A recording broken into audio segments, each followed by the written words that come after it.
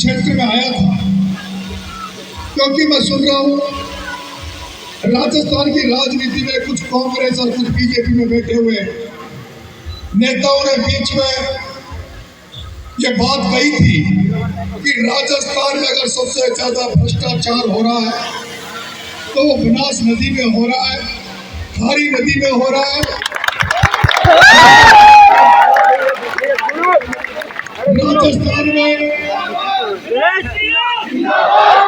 राजस्थान में सफेद पोस्ट कपड़े पहनकर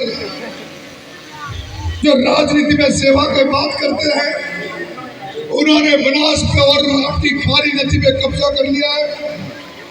उसको देखने में पिछली बार आया था कि जिन नेताओं ने कहा कि वहां रोज की 7 करोड़ की पथरी निकल रही है और उसको नेता खा रहे नेताओं की जेब में जा रही है, उसको मैं बीच में देखने आया था। और जब मैंने देखा कि जैसे बंबई में गेट ऑफ इंडिया, जैसे बंबई में गेट ऑफ इंडिया से जब समुद्र में देखते हैं और जो नजारा गेट ऑफ इंडिया से समुद्र का दिखता है, जहाज दिखते हैं, जहाजों की लाइटें दिखती है, उसी तरह से जब नापाखेड़ा से मैं बनास को क्रॉस कर रहा था तब तो बड़ी बड़ी नावें, बड़े बड़े जहाज आपके यहाँ निकल रहे थे, लाइटें जल रही थी। मैंने पूछा पोते काय की जहाज काय के है? मेरे साथ वालों ने कहा कि भाई साहब ये उसी धन्ना सेठ पूंजीपति ओम बिरला की नावें चल रही है, उसके जहाज चल रहे हैं। एक जहाज में से पथरी आती है, एक जहाज में कई टंकों के कई डंपरों के बराबर पथरी आती है और उस पथरी को निकाल कर यहाँ के आसपास के हजारों लोगों को बेरोजगार कर दिया। हजारों लोगों की ट्रॉलियां, ट्रैक्टर घरों में जंग खा रही है और ओम बिरला की जेसीबी डंपर धड़ल्ले से चल रहा है और इस बनास की इस नदी में उसके जहाज चल रहे हैं। आज तो मैं धार्मिक कार्यक्रम में जा रहा हूँ, इसलिए कुछ कह नहीं सकता, लेकिन मैं आपसे निवेदन कर रहा हूँ। और जिन नेताओं ने कहा था कि बनास में सबसे बड़ा राजस्थान का भ्रष्टाचार हो रहा है, रोज की 7 करोड़ की पथरी निकाली जा रही है, उनका मुंह तो बिरला, ओम बिरला ने पैसे देके उनका मुंह तो बंद कर दिया। और डोटासरा एक शब्द दूसरे दिन नहीं बोला, प्रतिपक्ष का नेता टीकाराम जूली दूसरे दिन एक शब्द नहीं बोला, क्योंकि ओम बिरला के डर के मारे ओम बिरला का कुछ पैसा उनके मुंह में भी चला गया होगा, उनकी जेब में भी चला गया होगा, इसलिए वो एक शब्द नहीं बोल पाए। लेकिन तुम्हारा बेटा नरेश मीणा तो इस ओम बिरला और उसके प्रमोद जैन भाया से इस तरह से राजनीति में लड़ाई लड़ा। और तुमने देखा होगा अंता का चुनाव भी तुमने देखा होगा, देश में बिहार चुनाव की बात नहीं हो रही थी, इतने पूरे देश में अंता के उपचुनाव की बात हो रही थी। तुम्हारा बेटा किस तरह से वो संघर्ष वहां अंता की धरती में किया वो तुमने देखा होगा। लेकिन मैं तुमसे आज पूछना चाहता हूँ, क्या यहाँ पर वाकई में बजरी की समस्या है? क्या वाकई में बजरी की समस्या है? आम जन को बजरी नहीं मिल रही और धन्ना सेठों के ट्रक डंपर चल रहे हैं। क्या आप चाहते हो कि इसका इलाज होना चाहिए? कितने लोग चाहते हो? सब लोग चाहते हो? आप चाहते हो यहाँ आंदोलन हो, इनके डंपर जैसी भी बंद हो और आपकी ट्रॉलियां, आपके ट्रैक्टर उसी तरह चले जैसे पहले चलते थे। मैं आ जाऊंगा तो मेरे साथ खड़े रहोगे, जैसे समझौते के लोग मेरे साथ खड़े रहते हैं वैसे खड़े रहोगे, छोड़कर तो नहीं भाग जाओगे, डर तो नहीं जाओगे, लाठी चलेगी तो लाठी खाओगे, गोली चलेगी तो गोली खाओगे। आज मैं केकड़ी जा रहा हूँ और उसके बाद 30 तारीख को मैं शौक में किसानों के मुद्दों पर, किसानों की समस्याओं को लेकर कोटड़ी मोड़ चौराहे पर शौक पर एक आंदोलन कर रहा हूँ।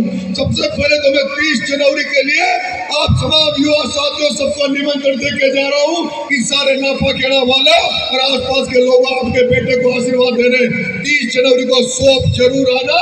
और उसी दिन शौक के आंदोलन के बाद में यहाँ तारीख तय करेंगे, पूरे जहाजपुर, केकड़ी, हिंडोली और पूरे आसपास के लोगों का प्रचार प्रसार करेंगे।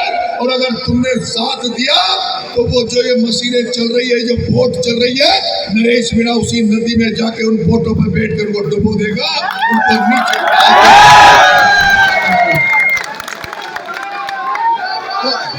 तो आप चाहते हो इस धरती पे आंदोलन हो?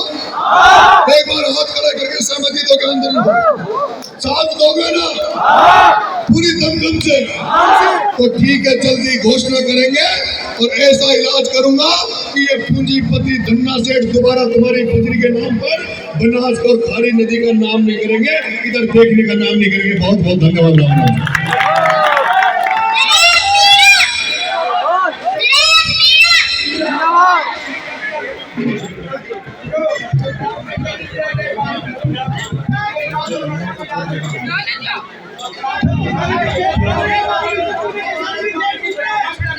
वो जो बिशनपुर, मेरी बात सुनो, वो जो आपका धरना चल रहा है, एक बार तो 30 तारीख को आप वहां हो सोच। ये आंदोलन उधर का है, उनियारा साइड का। 30 तारीख को उनियारा साइड की समस्या, और ये जो आंदोलन करेंगे उसमें ये सारे मुद्दे रखेंगे।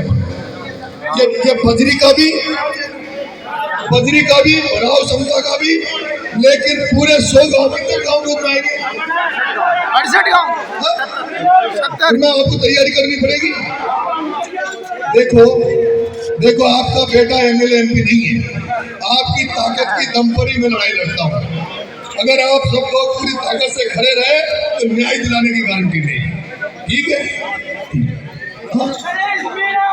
अच्छा, एक मैं जहां भी जाता हूँ, कुछ लोगों को, जैसे ये बिरला तुम्हें लूट रहा है ना, ये ओम बिरला जैसे बनास को खा रहा है, इस नदी की बजरी को खा रहा है गाद के नाम पर, उसी तरह कुछ जेब कटों को भी ये दिखता कि नरेश चाहे वहाँ भीड़ होती है। अभी यहाँ भी कुछ लोगों ने जेबें काट ली, यहाँ भी जेबें काट ली, तो ऐसे लोगों से सतर्क रहना।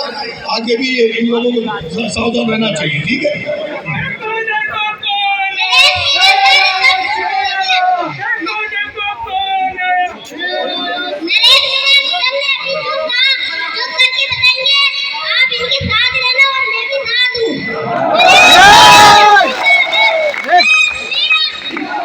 क्या नाम है?